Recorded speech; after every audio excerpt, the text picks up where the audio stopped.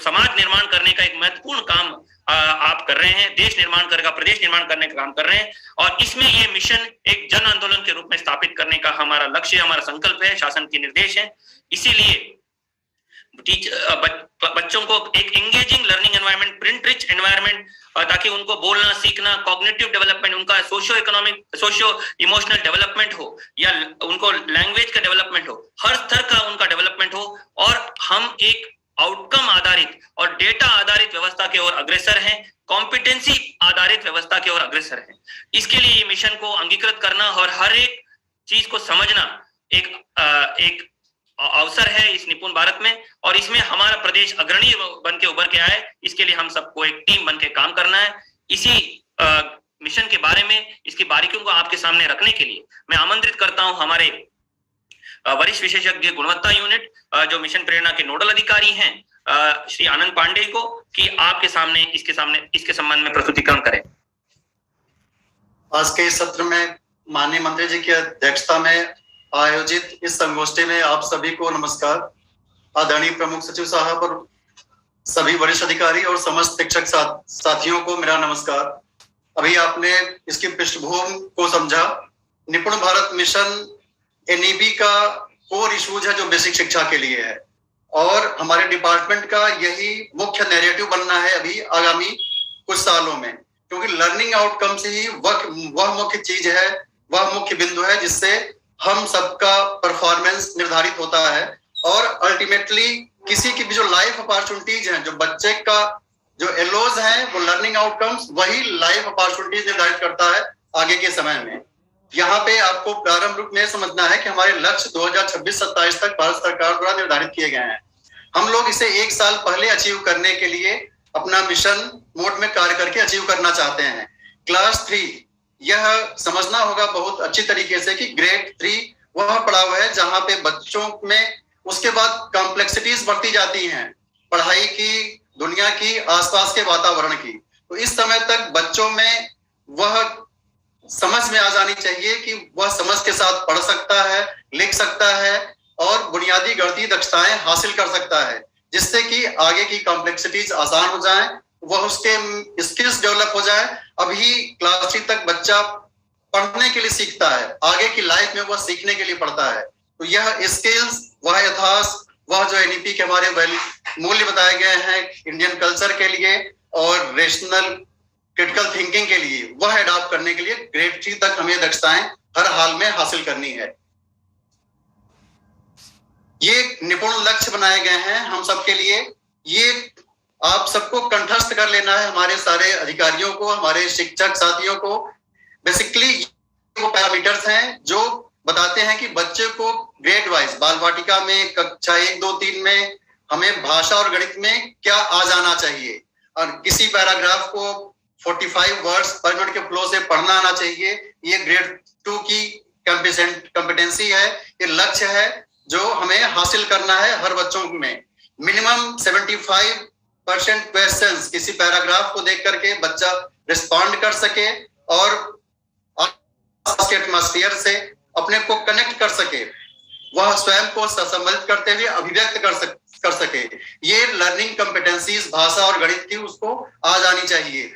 ये भाषा गणित का जो लक्ष्य है, जो लर्निंग आउटकम्स हैं, वो हर कक्ष में सिर्फ चस्पा नहीं हो, हम कंटिन्यूअस उसको मेजर करें कि वह लर्निंग आउटकम्स उसमें निरंतर आ रहे हैं। और इसके लिए हमें समेकित रूप से कोलैबोरेटिव एफर्ट करना है, बेस्ट प्रैक्टिसेस एक दूसरे से शेयर करती रहनी है।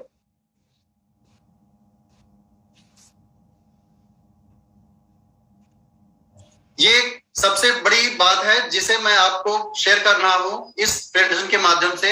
हमारा टारगेट 2025-26 तक हमें 100% बच्चों को ये टारगेट अचीव कराना है। उसके लिए हमें एक ही बार में ये गोल एक दिन में अचीव नहीं हो सकता है, तो हमें फोकस करना होगा छोटे छोटे लक्ष्यों पे।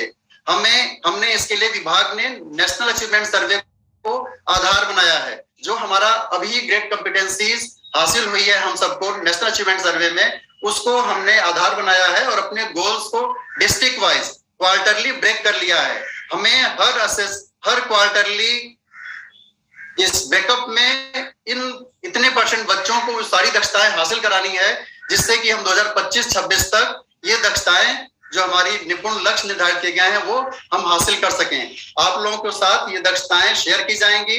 इसके साथ साथ क्या घटक रहेंगे, कैसे ये जो हमारा लक्ष्य है उसके लिए हमारा रास्ता क्या होगा, क्या गतिविधियां हम करेंगे, वो हम आपके साथ शेयर करेंगे ग्राफ के साथ।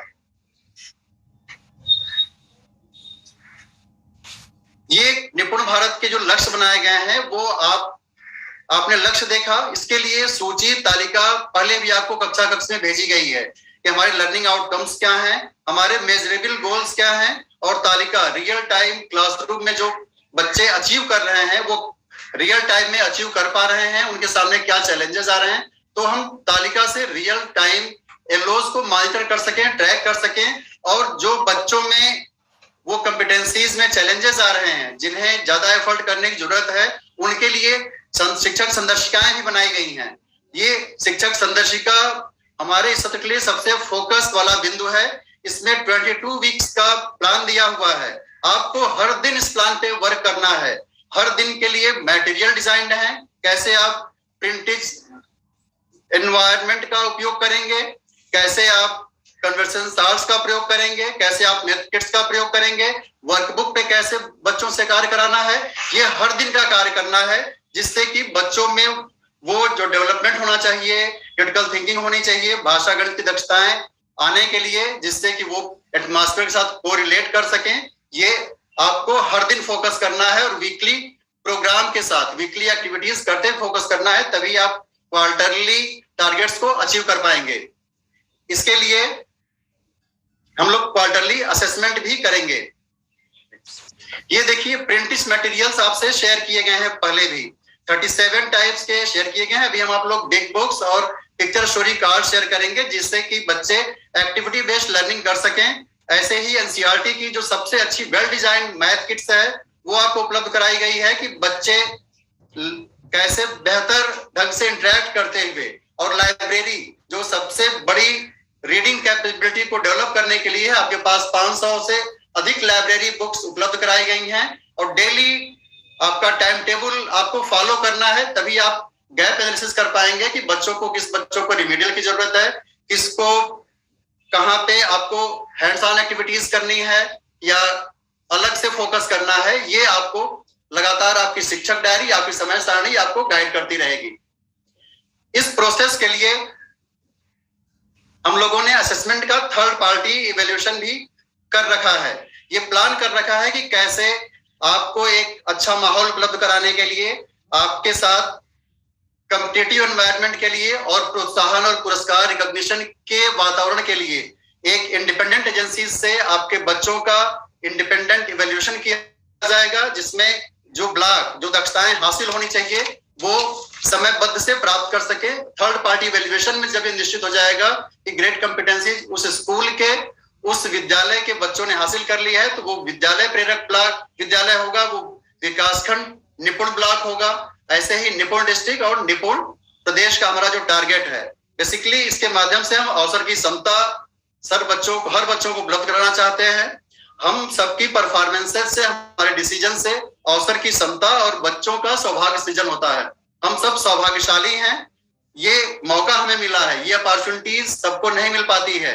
हम सभी सौभाग्यशाली हैं, तो हम ये कर लें, प्रयास कर लें, अपना कटिबद्ध प्रयास कर लें कि ये जो आज की पीढ़ी जो बच्चों को एनवायरनमेंट हम देने जा रहे हैं वो अपने जीवन में उनका सबसे सुखद और सर्वश्रेष्ठ अनुभव रहे कि हमारे क्लासरूम प्रैक्टिसेस में ऐसा घटित हुआ था जिसके कारण हम आज यहाँ पे हैं।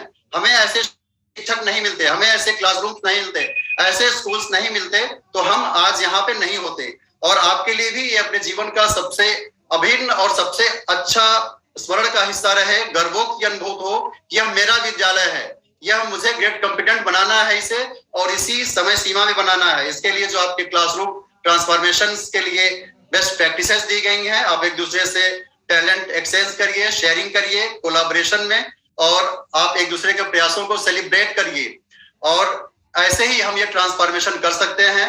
निपुण का जो लक्ष्य है वो हर बच्चे को निपुण बालक और निपुण विद्यालय के माध्यम से निपुण ब्लॉक का लक्ष्य हासिल करेंगे।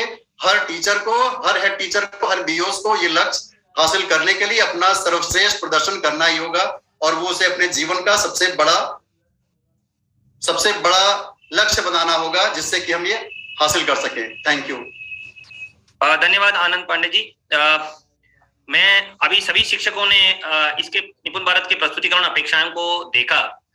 इसमें 3 मुख्य घटक हैं। पहले तो लक्ष्य और हमारे मेजरेबल गोल्स जो आपको निपुण सूची के रूप में पहले दिया गया था, और उसमें लक्ष्य उसको आपको बली बांधते अंगीकृत करना है कि ओरल रीडिंग फ्लुएंसी का मतलब क्या है। अगर बच्चा कक्षा 3 का बच्चा 60 शब्द प्रति मिनट एक अनुच्छेद से एक प्रवाह में नहीं पढ़ पा रहे तो रिलेट कर सकें, ये आपको हर दिन फोकस करना है और वीकली प्रोग्राम के साथ वीकली एक्टिविटीज करते फोकस करना है, तभी आप क्वार्टरली टारगेट्स को अचीव कर पाएंगे। इसके लिए हम लोग क्वार्टरली असेसमेंट भी करेंगे। ये देखिए प्रिंटिश मटेरियल्स आपसे शेयर किए गए हैं, पहले भी 37 टाइप्स के शेयर किए गए हैं। अभी हम आप लोग बिग बुक्स और पिक्चर स्टोरी कार्ड शेयर करेंगे जिससे कि बच्चे एक्टिविटी बेस्ड लर्निंग कर सकें। ऐसे ही एनसीईआरटी की जो सबसे अच्छी वेल डिजाइन मैथ किट्स है वो आपको उपलब्ध कराई गई है कि बच्चे कैसे बेहतर ढंग से इंटरेक्ट करते हुए, और लाइब्रेरी जो सबसे बड़ी रीडिंग कैपेबिलिटी को डेवलप करने के लिए आपके पास 500 से अधिक लाइब्रेरी बुक्स उपलब्ध कराई गई हैं। और डेली आपका टाइम टेबल आपको फॉलो करना है, तभी आप गैप एनालिसिस कर पाएंगे कि किस बच्चों को रिमीडियल की जरूरत है, किसको कहां पे आपको हैंड्स ऑन एक्टिविटीज करनी है या अलग से फोकस करना है। ये आपको लगातार आपकी शिक्षक डायरी, आपकी समय सारणी आपको गाइड करती रहेगी। इस प्रोसेस के लिए हम लोगों ने असेसमेंट का थर्ड पार्टी इवैल्यूएशन भी कर रखा है। ये प्लान कर रखा है कि आपको एक अच्छा माहौल उपलब्ध कराने के लिए, आपके साथ कॉम्पिटिटिव एनवायरनमेंट के लिए और प्रोत्साहन और पुरस्कार रिकॉग्निशन के वातावरण के लिए एक इंडिपेंडेंट एजेंसी से आपके बच्चों का इंडिपेंडेंट इवैल्यूएशन किया जाएगा, जिसमें जो दक्षताएं हासिल होनी चाहिए वो समयबद्ध से प्राप्त कर सके। थर्ड पार्टी इवैल्यूएशन में जब ये निश्चित हो जाएगा कि ग्रेड कॉम्पिटेंसी उस स्कूल के उस विद्यालय के बच्चों ने हासिल कर ली है, तो वो विद्यालय प्रेरक ब्लॉक विद्यालय होगा, वो विकासखंड निपुण ब्लॉक होगा। ऐसे ही निपुण डिस्ट्रिक्ट और निपुण प्रदेश का हमारा जो टारगेट है, बेसिकली इसके माध्यम से हम अवसर की समता हर बच्चों को उपलब्ध कराना चाहते हैं।